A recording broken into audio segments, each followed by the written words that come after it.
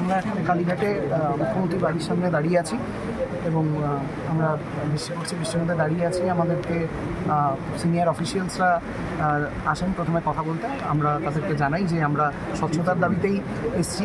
Chief secretary sir আসেন, আমরা জানাই যে স্বচ্ছতার দাবিতে আমরা এখানে এসেছি এবং আমরা লাইভ স্ট্রিমিং চাইছি। ওনারা বলেন যে এটা যেহেতু মুখ্যমন্ত্রীর বাড়ি তাই লাইভ স্ট্রিমিং করা এখান থেকে সম্ভব নয়।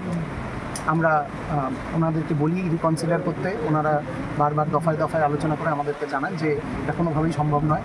আমরা নিজস্ব ভিডিওগ্রাফার নিয়ে এসেছিলাম।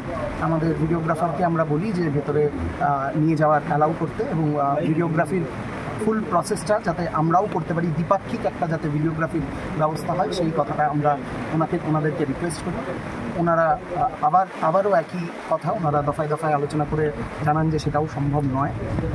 এরকম একটা জায়গায় গিয়ে আমরা ওনাদের কাছে খুব স্পষ্টত প্রশ্ন করে নাই যে ঠিক কী কারণে আমাদের ভিডিওগ্রাফারকে অ্যালাউ করা যাবে না। আমরা যেখানে এখানে দাঁড়িয়ে আছি এবং কন্টিনিউয়াস আমাদের ভিডিও তোলা হচ্ছে, তাতে ওনারা জানান যে এটা একটা সিকিউরিটি জোন, তার জন্য তোলা হচ্ছে।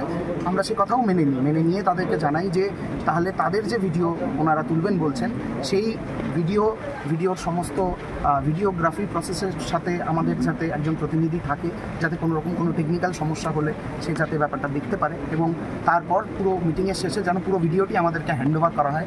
আমরা এর কারণ খুবই ওনাদেরকে নম্রভাবে এটা জানাই যে এর কারণ আমাদের প্রতি মুখ্যমন্ত্রীর অবিশ্বাসের কোনো ব্যাপার নেই বা সাধারণ মানুষের প্রতি মুখ্যমন্ত্রীর কোনো অবিশ্বাসের ব্যাপার নেই।